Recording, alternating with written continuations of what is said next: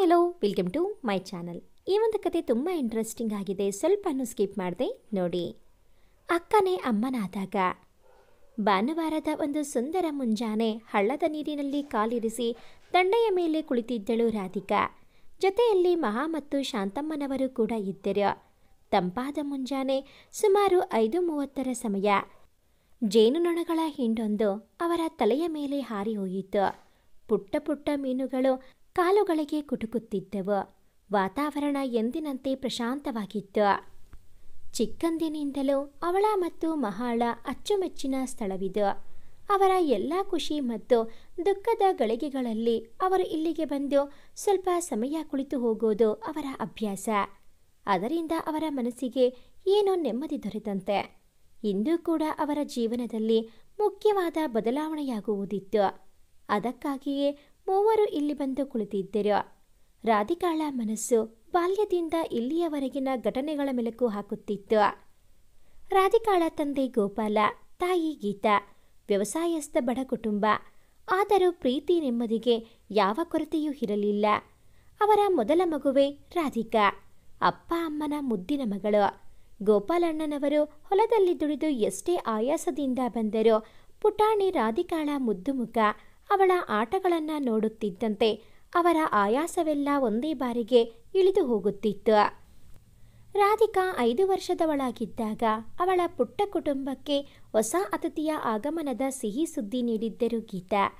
ಅದೊಂದು ದಿನ ಮುದ್ದಾದ ಹೆಣ್ಣು ಮಗುವಿಗೆ ಜನ್ಮ ನೀಡಿ ಹೆರಿಗೆ ಕಷ್ಟವಾಗಿದ್ದರಿಂದ ಅಸುನೀಗಿದರು ಗೀತಾ.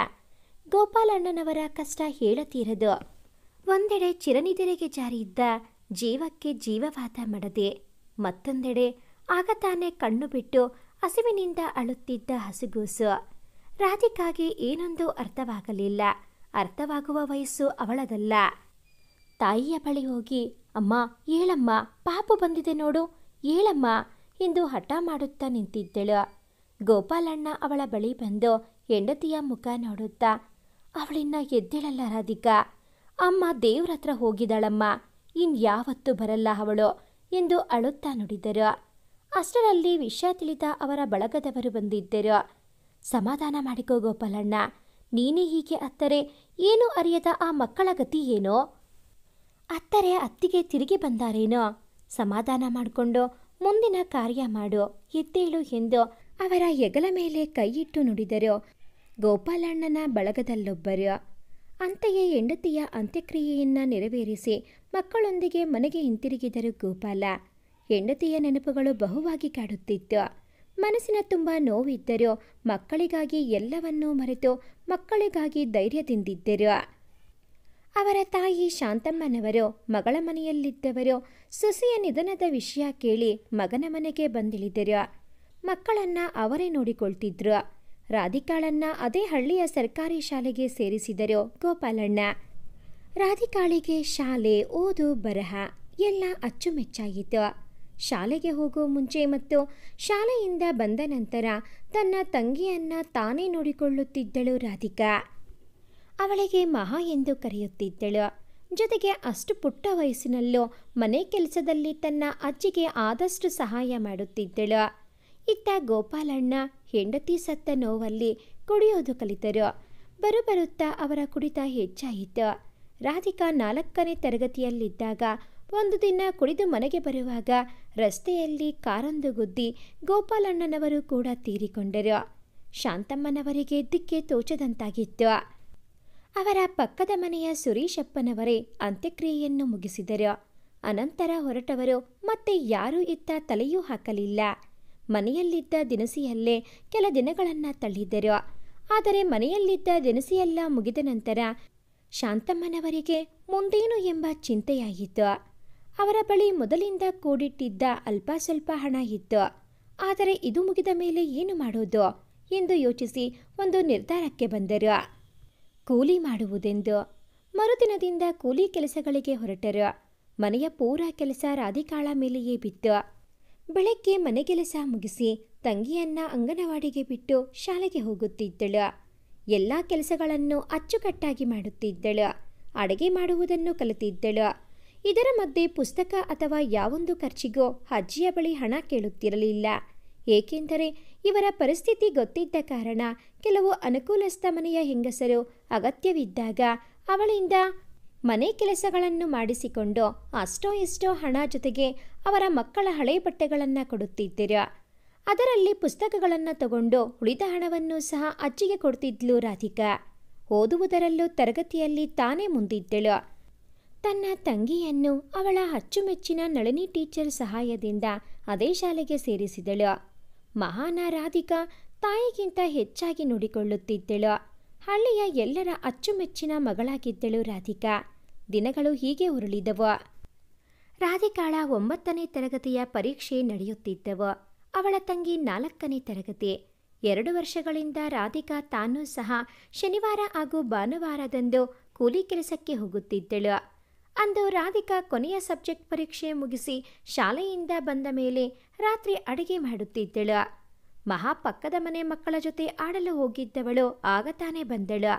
ಕೆಲಸದಿಂದ ಬಂದ ಅವರ ಅಜ್ಜಿ ಯಾಕೋ 1 ವಾರದಿಂದ ತುಂಬ ಸುಸ್ತಮ್ಮ ಎಂದು ಮಲಗಿದರು. ಊಟ ಮಾಡು ಹೇಳಜ್ಜಿ, ಊಟ ಮಾಡಿ ಮಲಗು ಎಂದು ಅಜ್ಜಿಯ ಬಳಿ ಬಂದಳು ರಾಧಿಕಾ. ಬೇಡಮ್ಮ, ಯಾಕೋ ಹಸಿವಿಲ್ಲ, ನೀ ಊಟ ಮಾಡಿ ಮಲಗಿ ಎಂದರು ಶಾಂತಮ್ಮ. ನಿನಗೆ ಊಟ ಬೇಡ ಅಂದರೆ ನಾವು ಊಟ ಮಾಡಲ್ಲ ಅಷ್ಟೇ. ಅಜ್ಜಿ ಹೇಳು ಎಂದು ಮಹಾ ಅಜ್ಜಿಯ ಬಳಿ ಬಂದಳು. ಗೊತ್ತಾಯ್ತಾ ಶಾಂತ, ಈಗ ಊಟ ತರ್ತೀನಿ, ಮೂವರು ಒಟ್ಟಿಗೆ ಊಟ ಮಾಡ್ತೀವಿ ಅಷ್ಟೇ ಎಂದು ಹೋದ ರಾಧಿಕಾ ತಟ್ಟೆಗೆ ಊಟ ಬಡಿಸಿಕೊಂಡು ಬಂದಳು. ತಾನೇ ತಂಗಿ ಮತ್ತು ಅಜ್ಜಿಗೆ ಕೈತುತ್ತು ತಿನ್ನಿಸಿದಳು.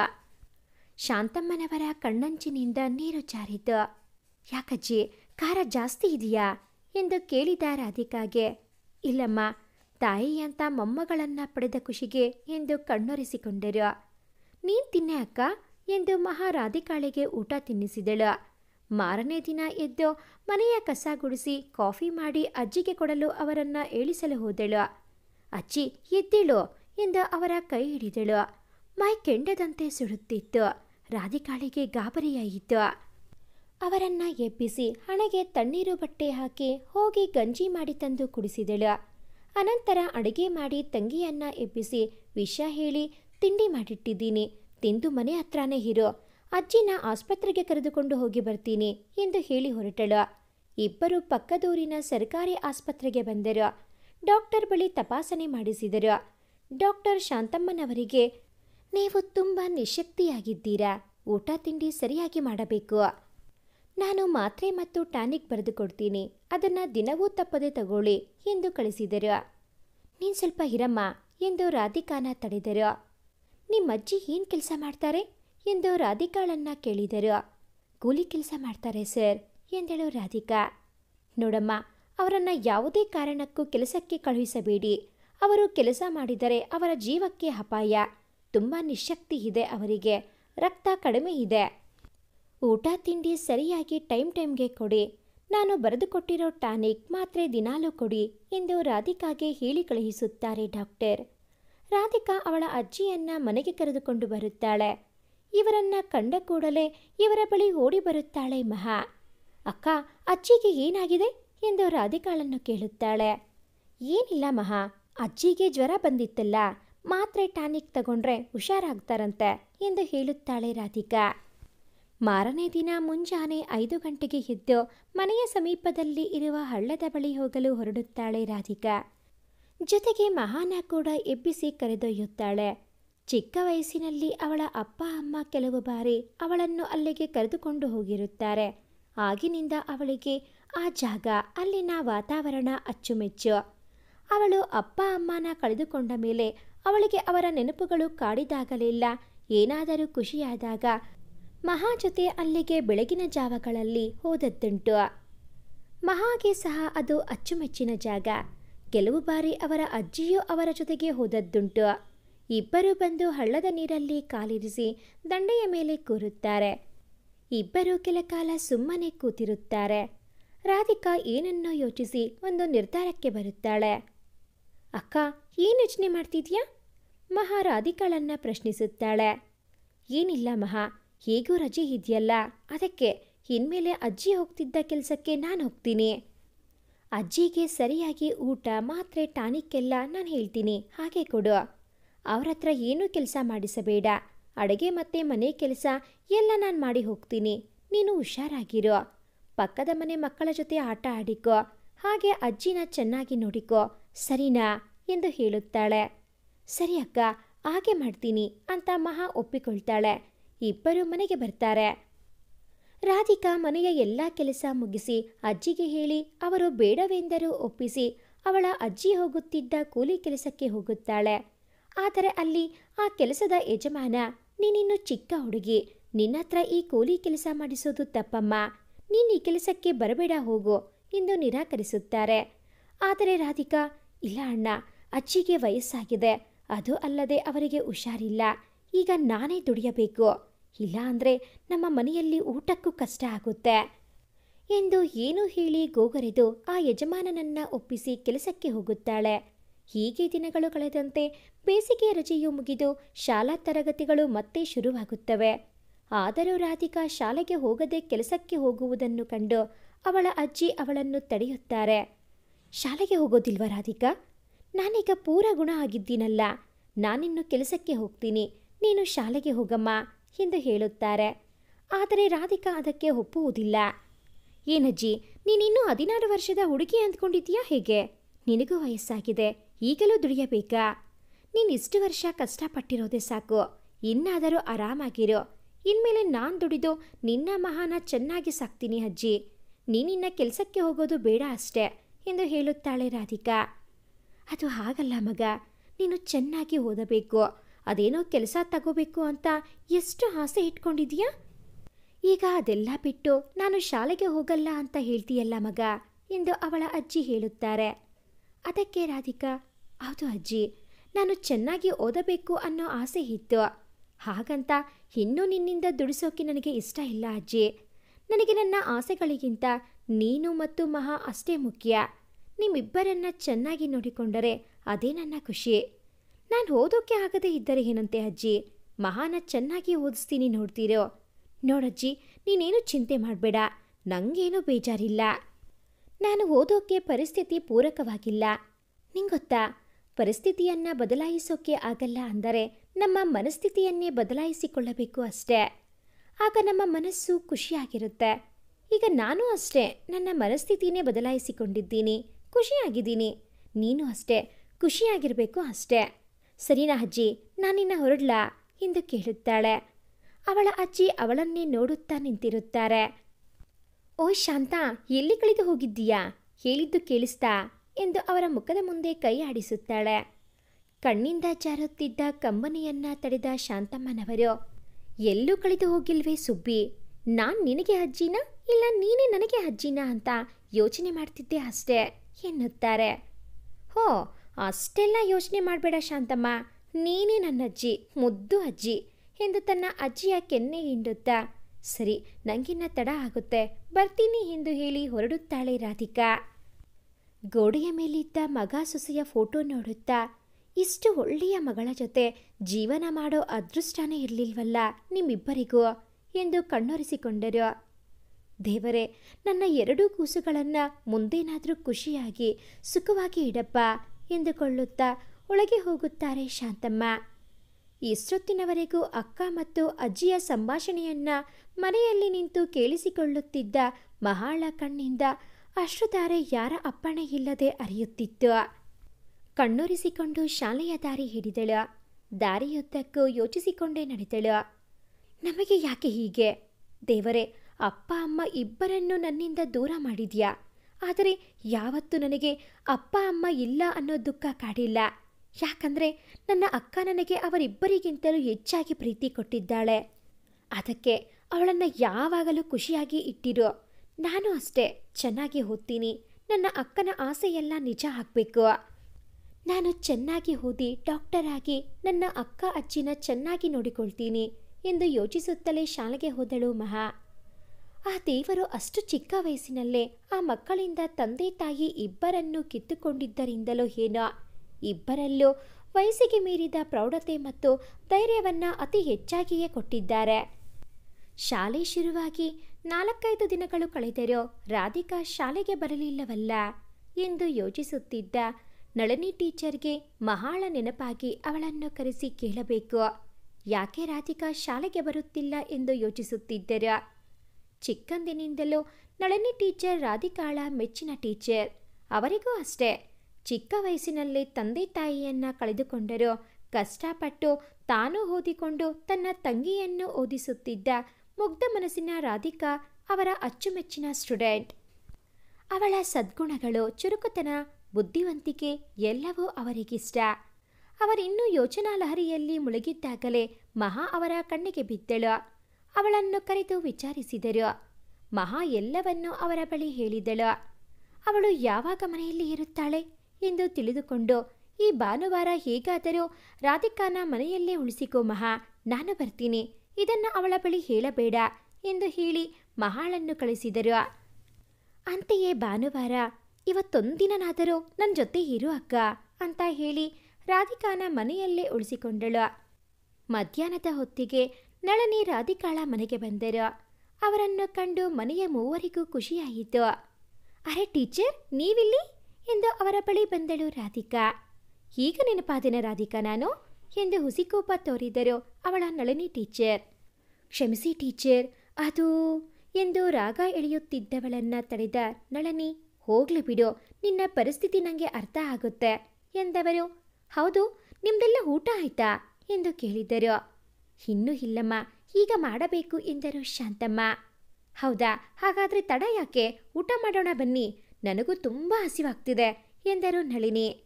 ಹೋ, ಈಗಲೇ ತರ್ತೀನಿ ಇರಿ ಟೀಚರ್ ಎಂದು ಅಡುಗೆ ಮನೆಗೆ ಓಡಿದಳು ರಾಧಿಕಾ. ಅವಳ ಹಿಂದೆಯೇ ಬಾಲದಂತೆ ಓಡಿದಳು ಮಹಾ. ಇಬ್ಬರು ಊಟಕ್ಕೆ ರೆಡಿ ಮಾಡಿದ ನಂತರ ನಾಲ್ವರು ಕುಳಿತು ಊಟ ಮಾಡಿದರು. ಹೇಗೆ ಇಷ್ಟು ರುಚಿಯಾಗಿ ಅಡುಗೆ ಮಾಡ್ತೀಯಾ ರಾಧಿಕಾ ಎಂದು ಕೇಳಿದರು ನಳಿನಿ. ಎಲ್ಲ ನಮ್ಮ ಅಜ್ಜಿ ದಯೆ ಟೀಚರ್, ಅವರೇ ಕಲಿಸಿದ್ದು ಎಂದಳು ರಾಧಿಕಾ. ಹಾಗೇನಿಲ್ಲಮ್ಮ, ಯಾರೇ ಕಲಿಸಿದ್ರೋ ಅದೆಲ್ಲ ಅವರ ಕೈಗುಣ. ಹಾಗೆ ನಮ್ಮ ರಾಧಿಕಾಗೂ ಒಳ್ಳೆ ಕೈಗುಣ ಇದೆ. ಎಲ್ಲ ಅಡುಗೆಯನ್ನು ನಾನು ಮಾಡೋದಕ್ಕಿಂತ ರುಚಿಯಾಗಿ ಅಡುಗೆ ಮಾಡ್ತಾಳೆ ಎಂದರು ಶಾಂತಮ್ಮ. ಹೌದು ಟೀಚರ್, ನಮ್ಮ ಅಕ್ಕನ ಅಡುಗೆ ಮುಂದೆ ನಮ್ಮ ಅಜ್ಜಿ ಅಡುಗೆ ಡಮ್ಮಿನೇ ಬಿಡಿ ಎಂದು ಮಹಾ ಹೇಳಿದ್ದಕ್ಕೆ, ಹೌದೌದು, ನಿನಗೆ ನಾನು ಮಾಡೋ ಅಡುಗೆ ಯಾವಾಗ ತಾನೇ ಹಿಡಿಸಿದೆ ಹೇಳು ಎಂದು ಹುಸಿಮುನಿಸಿನಿಂದ ಹೇಳುತ್ತಾರೆ ಶಾಂತಮ್ಮ. ಈ ಅಜ್ಜಿ ಮೊಮ್ಮಗಳ ಕೋಳಿ ಜಗಳ ನೋಡಿ ಉಳಿದ ಇಬ್ಬರು ಮನಸಾರೆ ನಗುತ್ತಾರೆ. ಊಟ ಆದ ನಂತರ ನಳಿನಿ ಮಾತು ಶುರು ಮಾಡುತ್ತಾರೆ. ಶಾಲೆ ಶುರುವಾಗಿ 1 ವಾರ ಆದರೂ ಶಾಲೆಗೆ ಯಾಕೆ ಬರ್ತಿಲ್ಲ ರಾಧಿಕಾ? ಈಗ ನೀನು 10ನೇ ತರಗತಿ ಹುಡುಗಿ ಎಂದು ನೆನಪಿದೆಯಾ ನಿನಗೆ ಎಂದು ಕೇಳುತ್ತಾರೆ. ಅದು ನನಗೆ ಶಾಲೆಗೆ ಬರೋಕೆ ಇಷ್ಟ ಇಲ್ಲ ಟೀಚರ್ ಎಂದು ಉತ್ತರಿಸುತ್ತಾಳೆ ರಾಧಿಕಾ. ಹೌದಾ, ಇಡೀ ಶಾಲೆಗೆ ಅತಿ ಹೆಚ್ಚು ಅಂಕ ಗಳಿಸಿರೋ ಹುಡುಗಿಗೆ ಶಾಲೆಗೆ ಬರೋಕೆ ಇಷ್ಟ ಇಲ್ಲ ಅಂದರೆ ನಾನು ನಂಬಬೇಕಾ ರಾಧಿಕಾ? ಇರಲಿ, ನನಗೆ ಗೊತ್ತು ನೀನು ಯಾಕೆ ಈ ನಿರ್ಧಾರ ತಗೊಂಡಿದೀಯಾ ಅಂತ. ನೋಡಮ್ಮ, ನಿನ್ನ ಉದ್ದೇಶ ತಪ್ಪು ಅಂತ ನಾನು ಹೇಳಲ್ಲ, ಆದರೆ ಇಷ್ಟು ವರ್ಷ ಓದಿದ್ದನ್ನು ವ್ಯರ್ಥ ಮಾಡ್ಕೋಬೇಡ. ಶಾಲೆಗೆ ದಯವಿಟ್ಟು ಬಾ. ಈ ವರ್ಷದ ನಿಮ್ಮ ಮನೆ ಖರ್ಚು ವೆಚ್ಚ ಎಲ್ಲ ನಾನು ನೋಡ್ಕೊಳ್ತೀನಿ. ನೀನು ಶಾಲೆಗೆ ಬಾ ರಾಧಿಕಾ. ಇಲ್ಲ ಟೀಚರ್, ತಪ್ಪು ತಿಳಿದುಕೊಳ್ಳಬೇಡಿ, ನನಗೆ ಯಾರ ಹಣದ ಸಹಾಯನೂ ಬೇಡ ಟೀಚರ್. ನಾನು ದುಡಿದು ನಮ್ಮ ಮನೆ ನೋಡಿಕೊಳ್ತೀನಿ. ನಿಮಗೆ ತೊಂದರೆ ಕೊಡೋಕೆ ನನಗೆ ಇಷ್ಟ ಇಲ್ಲ ಎಂದು ತನ್ನ ನಿರ್ಧಾರ ತಿಳಿಸುತ್ತಾಳೆ ರಾಧಿಕಾ. ನನಗೆ ಗೊತ್ತಿಲ್ವಾ ರಾಧಿಕಾ, ನೀನೆಂಥ ಸ್ವಾಭಿಮಾನಿ ಅಂತ? ಆದರೂ ಒಂದ್ಸಾರಿ ಪ್ರಯತ್ನ ಮಾಡೋಣ ಅಂತ ಕೇಳಿದೆ. ನಿನ್ನ ಬಗ್ಗೆ ನನಗೆ ಗೊತ್ತಿದ್ದರಿಂದಲೇ ಇದಕ್ಕೆ ಬೇರೆ ಪರಿಹಾರವೊಂದನ್ನು ಯೋಚಿಸಿದ್ದೀನಿ ಎಂದು ಹೇಳುತ್ತಾರೆ ನಳಿನಿ. ಹೌದಾ, ಅದೇನು ಟೀಚರ್ ಎಂದು ಕಣ್ಣರಳಿಸುತ್ತಾಳೆ ಮಹಾ. ನೋಡು ರಾಧಿಕಾ, ನಿನಗೆ ಬೇಕಾದ ಪುಸ್ತಕಗಳನ್ನೆಲ್ಲ ನಾನು ನಿನಗೆ ತಂದುಕೊಡ್ತೀನಿ. ಭಾನುವಾರಗಳಲ್ಲಿ ಚೆನ್ನಾಗಿ ಓದಿಕೋ. ಬಿಡುವಿನ ಭಾನುವಾರಗಳಲ್ಲಿ ನಾನು ಬಂದು ನಿನಗೆ ಅರ್ಥವಾಗದ್ದನ್ನು ಹೇಳಿಕೊಡುತ್ತೇನೆ. ಚೆನ್ನಾಗಿ ಓದಿ ಪರೀಕ್ಷೆ ಇದ್ದಾಗ ಶಾಲೆಗೆ ಬಂದು ಪರೀಕ್ಷೆ ಬರೆ. ಅದಕ್ಕೆ ಬೇಕಾದ ಎಲ್ಲ ವ್ಯವಸ್ಥೆ ನಾನು ಮಾಡುತ್ತೇನೆ ಎಂದು ಹೇಳುತ್ತಾರೆ. ರಾಧಿಕಾ ಕೂಡ ಇದಕ್ಕೆ ಒಪ್ಪುತ್ತಾಳೆ. ಮಹಾ, ರಾಧಿಕಾ ಮತ್ತು ಶಾಂತಮ್ಮ ಮೂವರು ನಳಿನಿರವರಿಗೆ ಕೃತಜ್ಞತೆಗಳನ್ನು ಹೇಳುತ್ತಾರೆ. ನಳಿನಿ ಟೀಚರ್ ಹೇಳಿದಂತೆಯೇ ಕೆಲಸವನ್ನು ಮಾಡಿಕೊಂಡು ಜೊತೆಗೆ ಪರೀಕ್ಷೆಗೂ ತಯಾರಾಗುತ್ತಾಳೆ ರಾಧಿಕಾ. ನಳಿನಿ ಟೀಚರ್ ಅವರು ಹೇಳಿದಂತೆಯೇ ಬಿಡುವಿನ ದಿನಗಳಲ್ಲಿ ಬಂದು ಅವಳಿಗೆ ಓದಿನಲ್ಲಿ ಅರ್ಥವಾಗದೇ ಇದ್ದಿದ್ದನ್ನು ಹೇಳಿಕೊಟ್ಟಿರುತ್ತಾರೆ. ಅಂತೂ ಅರ್ಧವಾರ್ಷಿಕ ಪರೀಕ್ಷೆಯನ್ನು ಚೆನ್ನಾಗಿಯೇ ಬರೆಯುತ್ತಾಳೆ ರಾಧಿಕಾ. ನಳಿನಿಯವರೇ ಶಾಲೆಯ ಮುಖ್ಯೋಪಾಧ್ಯಾಯಿನಿ ಆಗಿದ್ದರಿಂದ ಅವಳಿಗೆ ಶಾಲೆಗೆ ಬರದೆ ಪರೀಕ್ಷೆ ಬರೆಯಲು ಯಾವ ತೊಂದರೆ ಉಂಟಾಗಲಿಲ್ಲ. ರಾಧಿಕಾ ಪರೀಕ್ಷೆ ಬರೆದದ್ದನ್ನು ನೋಡಿ ಅವಳ ಗೆಳತಿಯರಿಗೆ ಮತ್ತು ಶಾಲೆಯ ಎಲ್ಲ ಶಿಕ್ಷಕರಿಗೂ ಖುಷಿಯಾಗುತ್ತದೆ. ಏಕೆಂದರೆ ರಾಧಿಕಾ ಎಂದರೆ ಅವರೆಲ್ಲರಿಗೂ ಅಚ್ಚುಮೆಚ್ಚು. ಆದರೆ ಅದೇ ತರಗತಿಯ ಸುಜಾತ ಮಾತ್ರ ಇದರಿಂದ ಕೋಪಗೊಳ್ಳುತ್ತಾಳೆ. ಸುಜಾತಾಗೆ ರಾಧಿಕಾನ ಕಂಡರೆ ಮೊದಲಿಂದಲೂ ಆಗುವುದಿಲ್ಲ. ಶಾಲೆಯ ಎಲ್ಲ ಶಿಕ್ಷಕರ ಬಾಯಲ್ಲೂ ಎಲ್ಲದಕ್ಕೂ ರಾಧಿಕಾ ರಾಧಿಕಾ ರಾಧಿಕಾ. ಎಲ್ಲ ಪರೀಕ್ಷೆಯಲ್ಲೂ ಅವಳೇ ಹೆಚ್ಚು ಅಂಕ ಗಳಿಸುತ್ತಿದ್ದದ್ದು. ಸುಜಾತ ಎಷ್ಟೇ ಪ್ರಯತ್ನ ಪಟ್ಟರೂ ಅವಳಿಂದ ರಾಧಿಕಾನ ಮೀರಿಸಲು ಸಾಧ್ಯವಾಗುತ್ತಿರಲಿಲ್ಲ. ಆದರೆ ಸುಜಾತಾಗೆ ರಾಧಿಕಾ ಗಳಿಸೋ ಅಂಕದಿಂದ ಎಲ್ಲರಿಗೂ ಅಚ್ಚುಮೆಚ್ಚಲ್ಲ, ಅವಳ ಗುಣದಿಂದ ಎಂಬುದು ಎಂದಿಗೂ ಅರ್ಥವಾಗಲೇ ಇಲ್ಲ. ರಾಧಿಕಾ ಶಾಲೆಗೆ ಬರದ ಕಾರಣ ಸುಜಾತ ಖುಷಿಯಾಗಿರುತ್ತಾಳೆ. ಆದರೆ ಪರೀಕ್ಷೆಯಲ್ಲಿ ಅವಳನ್ನು ನೋಡಿ ಸುಜಾತಾಗೆ ಸಹಿಸಲಾಗುವುದಿಲ್ಲ. ಅದಕ್ಕೆ ತನ್ನ ತಂದೆಯ ಬಳಿ ಹೋಗಿ ಈ ಬಗ್ಗೆ ಹೇಳುತ್ತಾಳೆ. ಅವರ ತಂದೆ ರಾಕೇಶ್ ಮರುದಿನ ಶಾಲೆಯ ಬಳಿ ಬಂದು ನಳನಿರವರ ವಿರುದ್ಧ ಜಗಳ ಮಾಡುತ್ತಾರೆ. ಶಾಲೆಗೆ ಬರದೆ ಹೇಗೆ ಆ ಹುಡುಗಿಗೆ ಪರೀಕ್ಷೆ ಬರೆಯೋದಕ್ಕೆ ಅವಕಾಶ ಕೊಟ್ಟಿರಿ ಎಂದು. ಆದರೆ ನಳನಿರವರು ಇದರಿಂದ ಚೂರು ವಿಚಲಿತರಾಗದೆ ಈ ರೀತಿ ಪರೀಕ್ಷೆ ಬರೆಯಲಿಕ್ಕೆ ಕೆಲವೊಮ್ಮೆ ಅವಕಾಶಗಳಿದೆ ಎಂದು ಮನವರಿಕೆ ಮಾಡಿಸುತ್ತಾರೆ. ಜೊತೆಗೆ ರಾಕೇಶ್ನ ಜಗಳ ಕೇಳಿ ಬಂದಿದ್ದ ಕೆಲವರು ಅವನನ್ನೇ ದೂಷಿಸುತ್ತಾರೆ. ಆ ಮಗು ಪರೀಕ್ಷೆ ಬರೆದರೆ ನಿನಗೇನು ಕಷ್ಟ ಎಂದು. ಆಗ ರಾಕೇಶ್ ಅವಮಾನಿತನಾಗಿ ಇನ್ನು ತನ್ನಿಂದೇನೂ ಮಾಡಲು ಸಾಧ್ಯವಿಲ್ಲ ಎಂದು ಸುಮ್ಮನೆ ಹೊರಡುತ್ತಾನೆ. ನಳನೀರವರು ರಾಧಿಕಾಳಿಗೆ ಇದನ್ನೆಲ್ಲ ತಲೆಗೆ ಹಾಕಿಕೊಳ್ಳಬೇಡ, ಓದಿನ ಕಡೆ ಗಮನ ಕೊಡು ಎಂದು ಕಳುಹಿಸುತ್ತಾರೆ. ಅಂತೆಯೇ ರಾಧಿಕಾ ಅಂತಿಮ ಪರೀಕ್ಷೆಗಳನ್ನೆಲ್ಲ ಚೆನ್ನಾಗಿಯೇ ಬರೆಯುತ್ತಾಳೆ. ಕೊನೆಗೆ ರಾಧಿಕಾಳ ಪರೀಕ್ಷೆಯ ಫಲಿತಾಂಶ ಕೂಡ ಪ್ರಕಟವಾಗಿರುತ್ತದೆ. ಅವಳು ಪರೀಕ್ಷೆಯಲ್ಲಿ 95% ಅಂಕಗಳನ್ನು ಗಳಿಸಿ ಅವಳ ಶಾಲೆಯಲ್ಲಿ ಅತಿ ಹೆಚ್ಚು ಅಂಕ ಗಳಿಸಿದವಳಾಗಿರುತ್ತಾಳೆ. ಶಾಂತಮ್ಮ ಮತ್ತು ಮಹಾಳ ಖುಷಿ ಹೇಳತೀರದು. ನೀನು ಕಷ್ಟಪಟ್ಟು ನಿದ್ದೆಗೆಟ್ಟು ಓದಿದ್ದಕ್ಕೂ ಸಾರ್ಥಕವಾಯಿತು ಮಗ ಎಂದು ಹೇಳಿ ಖುಷಿ ಪಡುತ್ತಾರೆ. ಅಂದು ನಳನಿ ಟೀಚರ್ ಸ್ವೀಟ್ಸ್ ಬಾಕ್ಸ್ ತೆಗೆದುಕೊಂಡು ರಾಧಿಕಾಳ ಮನೆಗೆ ಬಂದು ಶುಭ ಕೋರಿ ಸಿಹಿ ಹಂಚುತ್ತಾರೆ. ಇದಕ್ಕೆಲ್ಲ ನೀವೇ ಕಾರಣ ಟೀಚರ್, ನಿಮ್ಮಿಂದಲೇ ಇಷ್ಟೆಲ್ಲ ಸಾಧ್ಯವಾಗಿದ್ದು ಎಂದು ರಾಧಿಕಾ ನಳನಿ ಅವರನ್ನು ಅಪ್ಪಿಕೊಂಡು ನುಡಿಯುತ್ತಾಳೆ. ಅವಳ ಮಾತನ್ನು ಶಾಂತಮ್ಮನವರು ಕೂಡ ಅನುಮೋದಿಸುತ್ತಾರೆ. ಇದರಲ್ಲಿ ನನ್ನ ಶ್ರಮ ಏನೂ ಇಲ್ಲ, ನನ್ನ ಕರ್ತವ್ಯ ನಾನು ಮಾಡಿದ್ದೇನೆ. ಇದಕ್ಕೆಲ್ಲ ರಾಧಿಕಾಳ ಶ್ರದ್ಧೆ ಮತ್ತು ಶ್ರಮವೇ ಕಾರಣ ಎನ್ನುತ್ತಾರೆ ನಳನಿ. ಎಲ್ಲ ನಿನ್ನ ದೊಡ್ಡ ಗುಣವಮ್ಮ ಎಂದು ನಳನಿ ಅವರನ್ನು ಹೊಗಳುತ್ತಾರೆ ಶಾಂತಮ್ಮ. ಸರಿ, ಈಗ ಮುಂದೇನು ಎಂದು ಕೇಳುತ್ತಾರೆ ನಳನಿ. ಗೊತ್ತಿಲ್ಲ ಟೀಚರ್, ಆದರೆ ಕಾಲೇಜಿಗೆ ಹೋಗಲು ನನ್ನಿಂದ ಸಾಧ್ಯವಿಲ್ಲ ಎಂದು ಹೇಳುತ್ತಾಳೆ ರಾಧಿಕಾ. ಗೊತ್ತು ರಾಧಿಕಾ, ಅದಕ್ಕೆ ಒಂದು ನಿರ್ಧಾರಕ್ಕೆ ಬಂದಿದ್ದೀನಿ. ನಮ್ಮ ಮನೆಯ ಮುಂದೆ ನಮ್ಮದೇ ಒಂದು ಚಿಕ್ಕದಾದ ಔಟ್ ಹೌಸ್ ಇದೆ. ಹೇಗೂ ಅದು ಖಾಲಿ ಇದೆ. ನೀವು ಮೂವರು ಅಲ್ಲೇ ಇರಿ ಇನ್ಮುಂದೆ. ನಾನು ನನ್ನ ಸ್ನೇಹಿತರ ಬಳಿ ಹೇಳಿ ನಿನಗೆ ಅನುಕೂಲವಾಗುವಂಥ ಕೆಲಸವೊಂದನ್ನು ಹುಡುಕಿದ್ದೇನೆ. ನೀನು ಕೆಲಸಕ್ಕೆ ಹೋಗಿಕೊಂಡೆ ದಿನವೂ 3 ಗಂಟೆಗಳ ಕಾಲ ಕಂಪ್ಯೂಟರ್ ಕಲಿಯಲಿಕ್ಕೆ ಹೋಗು. ಆ ಕಂಪ್ಯೂಟರ್ ಕೋರ್ಸ್ ಮುಗಿದ ಮೇಲೆ ಆ ಸಮಯದಲ್ಲೂ ಕೆಲಸ ಮಾಡು.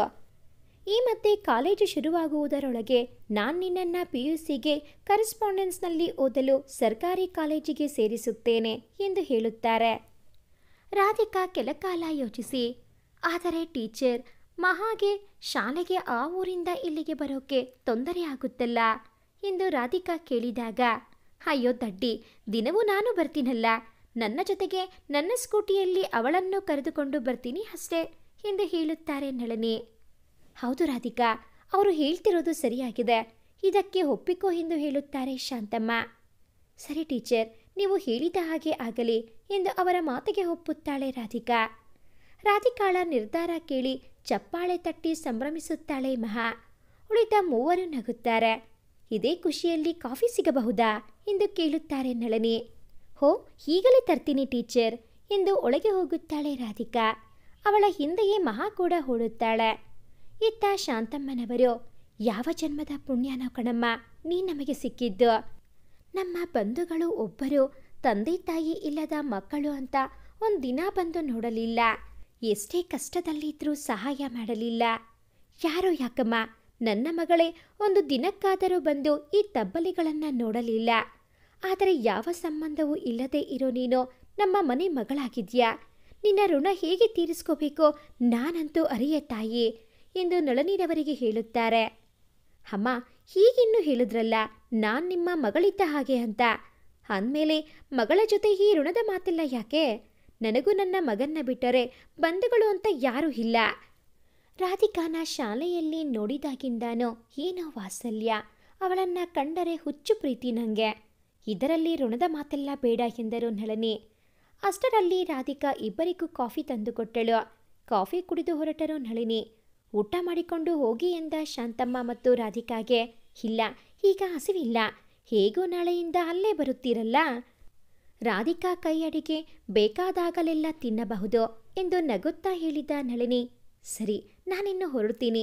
ನಾಳೆ ಇದೇ ಸಮಯಕ್ಕೆ ಮನೆಯ ಎಲ್ಲ ಸಾಮಾನಿನ ಜೊತೆ ರೆಡಿ ಇರಿ ಎಂದು ಹೇಳಿ ಹೊರಟರು. ಅಂದು ರಾಧಿಕಾಳ ತಲೆಯಲ್ಲಿ ಸಾವಿರ ಗೊಂದಲ, ಮಹಾಗೆ ಖುಷಿ, ಶಾಂತಮ್ಮನವರಿಗೆ ಒಂದು ನೆಮ್ಮದಿಯ ಭಾವ. ಮಾರನೇ ದಿನ ಮುಂಜಾನೆಯೇ ಮೂವರು ಕೊನೆಯ ಬಾರಿ ಹಳ್ಳದ ಸುಂದರ ವಾತಾವರಣದಲ್ಲಿ ಕುಳಿತು ಸ್ವಲ್ಪ ಸಮಯ ಕಳೆದು ಬರೋಣವೆಂದು ಹೊರಟರು. ಹಿಂದಿನ ಎಲ್ಲ ಘಟನೆಗಳನ್ನು ಮೆಲುಕು ಹಾಕುತ್ತಾ ಕುಳಿತಿದ್ದ ರಾಧಿಕಾಳನ್ನು ಅಜ್ಜಿ ಧ್ವನಿ ಎಚ್ಚರಿಸಿತು. ನಿನ್ನ ಮನಸ್ಸಲ್ಲಿ ಏನು ಯೋಚಿಸ್ತಾ ಇದ್ದೀಯಾ ಅಂತ ನನಗೆ ಅರ್ಥ ಆಗುತ್ತೆ ಮಗ. ಗೊಂದಲ ಬೇಡ. ಈಗ ನೀನು ತೆಗೆದುಕೊಂಡಿರೋ ನಿರ್ಧಾರ ಸರಿಯಾಗಿಯೇ ಇದೆ. ನನಗೆ ನಂಬಿಕೆ ಇದೆ, ಇದರಿಂದ ಮುಂದೆ ಎಲ್ಲವೂ ಒಳ್ಳೆಯದೇ ಆಗುತ್ತೆ ಎಂದು ಧೈರ್ಯ ತುಂಬುತ್ತಾರೆ. ಮೂವರು ಕೆಲ ಸಮಯ ಕುಳಿತು ಮಾತನಾಡಿ ಮನೆಗೆ ಹಿಂದಿರುಗುತ್ತಾರೆ. ಮನೆಗೆ ಹಿಂದಿರುಗಿದವರು ಅಡುಗೆ ಮಾಡಿ ತಿಂಡಿ ತಿಂದ ನಂತರ ಮನೆಯ ಬೇಕಾದ ಎಲ್ಲ ಸಾಮಗ್ರಿಗಳು, ವಸ್ತುಗಳು ಮತ್ತೆ ಬಟ್ಟೆಗಳು ಎಲ್ಲವನ್ನೂ ಜೋಡಿಸಿ ಹೊರಡಲು ತಯಾರಾಗುತ್ತಾರೆ.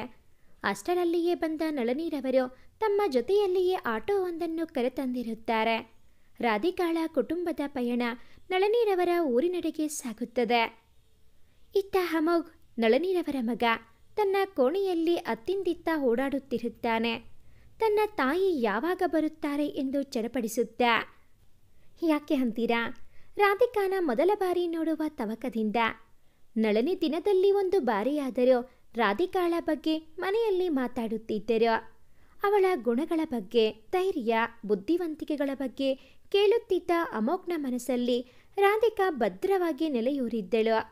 ಅವಳು ಬರುತ್ತಾಳೆ, ಇನ್ಮುಂದೆ ತಮ್ಮದೇ ಔಟ್ ಹೌಸ್ನಲ್ಲಿಯೇ ಇರುತ್ತಾಳೆಂದು ತಿಳಿದಾಗಿನಿಂದ ಅವನ ಸಂತೋಷಕ್ಕೆ ಪಾರವೇ ಇರಲಿಲ್ಲ. ಹೊರಗಡೆ ಸದ್ದಾಯಿತೆಂದು ಅವರು ಬಂದಿರಬಹುದೆಂದು ಆತುರದಿಂದ ಹೊರಬಂದ ಅಮೋಘ್ನಿಗೆ ನಿರಾಸೆಯಾಗಿತ್ತು. ಅಲ್ಲಿ ಯಾರೂ ಇರಲಿಲ್ಲ ಎಂದು ಒಳಗಡೆ ಹೊರಡಲು ತಿರುಗುವಷ್ಟರಲ್ಲಿ ಅವರಿದ್ದ ವಾಹನ ಮನೆ ಮುಂದೆ ಬಂದು ನಿಂತಿತು. ಅಮೋಘ್ನನ್ನು ಕಂಡ ನಳಿನಿ, ಅಮೋಘ್ ಬಾ ಇಲ್ಲಿ, ಲಗೇಜ್ ಇಳಿಸಲು ಸಹಾಯ ಮಾಡು ಎಂದು ಕೂಗಿದರು. ಅಂತೆಯೇ ಅಮೋಘ್, ರಾಧಿಕಾ ಮತ್ತು ಮಹಾ ಸೇರಿ ಎಲ್ಲ ಲಗೇಜನ್ನು ಔಟ್ ಹೌಸಿಗೆ ಸಾಗಿಸಿದರು. ಅನಂತರ ಇವನೇ ನನ್ನ ಮಗ ಅಮೋಘ್, ಈಗ PUC ಮುಗಿದಿದೆ, ಫ್ರೀ ಮೆಡಿಕಲ್ ಸೀಟ್ ದೊರೆತಿದೆ, ಮುಂದಿನ ತಿಂಗಳಿಂದ ಕಾಲೇಜಿಗೆ ಹೋಗುತ್ತಾನೆ ಎಂದು ರಾಧಿಕಾ ಶಾಂತಮ್ಮ ಮತ್ತು ಮಹಾಗೆ ಪರಿಚಯಿಸಿದರು ನಳಿನಿ.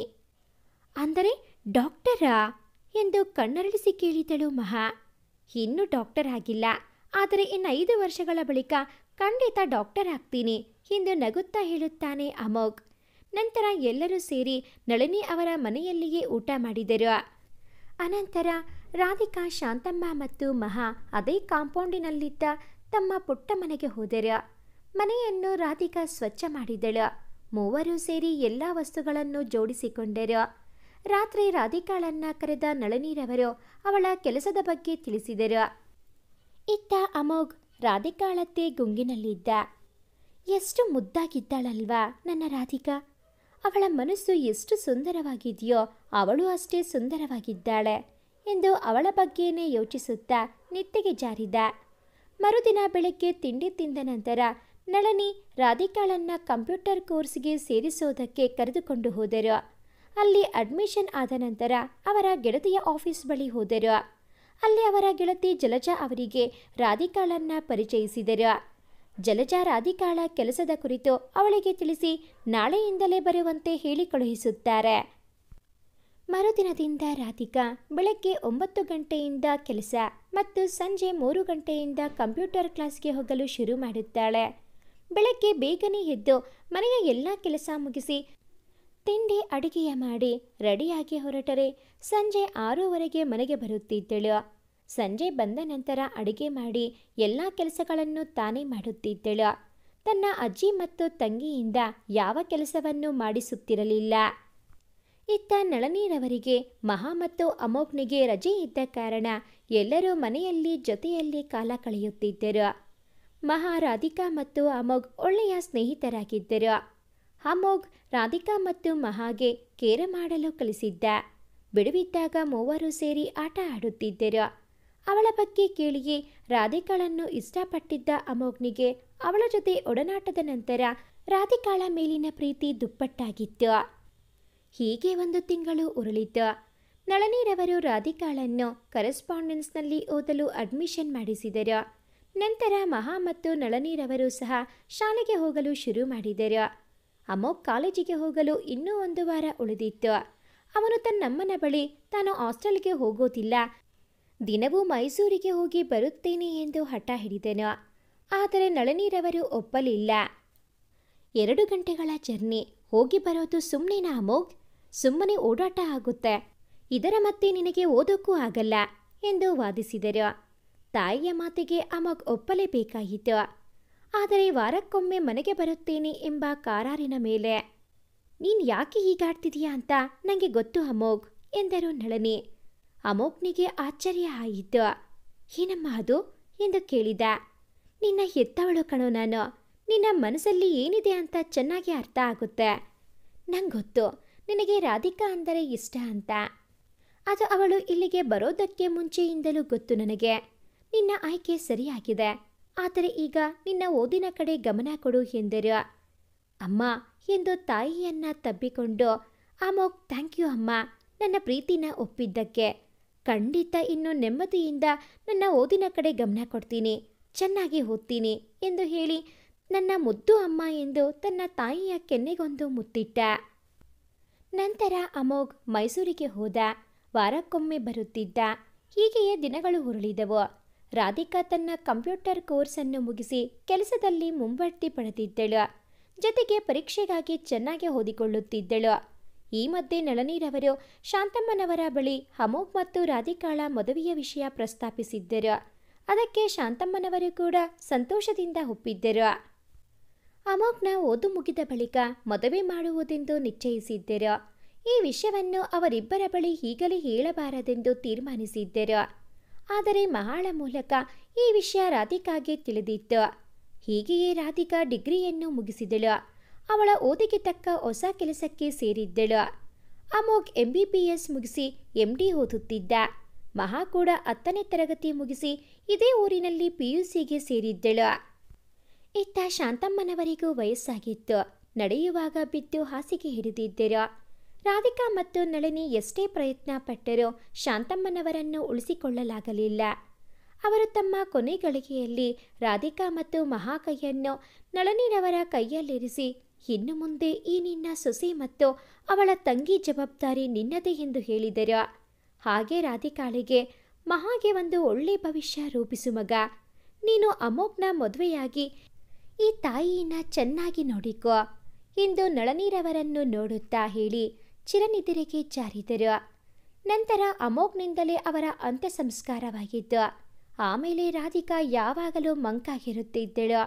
ಕೊನೆಗೆ ಅಮೋಘ್ನೆ ಅವಳಿಗೆ ಧೈರ್ಯ ತುಂಬಿ ಅವಳನ್ನು ಮತ್ತೆ ಮೊದಲಿನಂತೆ ಮಾಡಿದನು. ತನ್ನ ಅಜ್ಜಿಯ ಕೊನೆಯ ಮಾತಿನಂತೆ ಮಹಾಗೆ ಉಜ್ವಲ ಭವಿಷ್ಯ ರೂಪಿಸಿಕೊಡಬೇಕು. ಅಮೋಘ್ನಿಗೆ ಒಳ್ಳೆ ಮಡದಿಯಾಗಿ ನಳನಿಯವರಿಗೆ ಒಳ್ಳೆ ಸೊಸೆ ಅಲ್ಲಲ್ಲ ಮಗಳಾಗಿರಬೇಕೆಂದು ನಿರ್ಧರಿಸಿದಳು. ಕೆಲವು ದಿನಗಳ ನಂತರ ಅಮೋಘ್ ರಾಧಿಕಾಳನ್ನ ಕರೆದುಕೊಂಡು ಹೋಗಿ ಒಂದು ಸರ್ಕಾರಿ ಕೆಲಸಕ್ಕೆ ಅಪ್ಲಿಕೇಶನ್ ಹಾಕಿಸಿ ಆ ಪರೀಕ್ಷೆಗಾಗಿ ಓದಲು ಕೆಲವು ಪುಸ್ತಕಗಳನ್ನು ತಂದುಕೊಟ್ಟಿದ್ದ. ರಾಧಿಕಾ ಕೂಡ ನಿದ್ದೆಗೆಟ್ಟು ಓದಿ ಆ ಎಕ್ಸಾಮ್ಗೆ ಚೆನ್ನಾಗಿ ತಯಾರಾಗಿದ್ದಳು. ಅದಾದ 1 ತಿಂಗಳಲ್ಲಿ ಅವರ ಮದುವೆಯಾಯಿತು.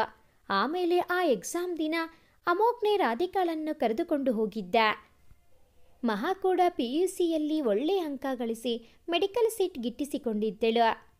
1.5 ವರ್ಷದ ನಂತರ ದಾವಣಗೆರೆಯ ನೂತನ ಜಿಲ್ಲಾಧಿಕಾರಿಯಾಗಿ ಶ್ರೀಮತಿ ರಾಧಿಕಾ ಅಮೋಘ್ರವರು ನೇಮಕಗೊಂಡಿದ್ದಾರೆ. ಕಳೆದ ವರ್ಷ ನಡೆದಿದ್ದ IAS ಪರೀಕ್ಷೆಯಲ್ಲಿ ರಾಜ್ಯಕ್ಕೆ ಮೊದಲಿಗರಾಗಿ ಹೊರಹೊಮ್ಮಿದ್ದ ರಾಧಿಕಾ ಅಮೋಘ್ರವರು ದಾವಣಗೆರೆಯ ನೂತನ ಜಿಲ್ಲಾಧಿಕಾರಿಯಾಗಿ ನೇಮಕಗೊಂಡಿದ್ದಾರೆ ಎಂಬುವುದು ಅಂದಿನ ಎಲ್ಲ ನ್ಯೂಸ್ ಪೇಪರ್ಗಳಲ್ಲಿದ್ದ ಹೆಡ್ಲೈನ್ಸ್. ಇಷ್ಟು ವರ್ಷ ರಾಧಿಕಾ ಪಟ್ಟ ಶ್ರಮಕ್ಕೆ ಮುಂದೆ ರಾಧಿಕಾಳ ಬದುಕಲ್ಲಿ ಖುಷಿಯ ದಿನಗಳೇ ತುಂಬಿದ್ದವು. ಈ ಒಂದು ಕತೆ ನಿಮಗೆ ಇಷ್ಟ ಆಗಿದ್ದಲ್ಲಿ ಪ್ಲೀಸ್ ಲೈಕ್ ಮಾಡಿ, ಶೇರ್ ಮಾಡಿ, ಹಾಗೆಯೇ ಕಾಮೆಂಟ್ ಮಾಡೋದನ್ನು ಮರಿಬೇಡಿ. ಹಾಗೆಯೇ ಇನ್ನೂ ಯಾರೆಲ್ಲ ಈ ಚಾನಲ್ಗೆ ಸಬ್ಸ್ಕ್ರೈಬ್ ಆಗಿಲ್ಲ, ದಯವಿಟ್ಟು ಈ ಕೂಡಲೇ ಸಬ್ಸ್ಕ್ರೈಬ್ ಆಗಿ. Thanks for watching this video.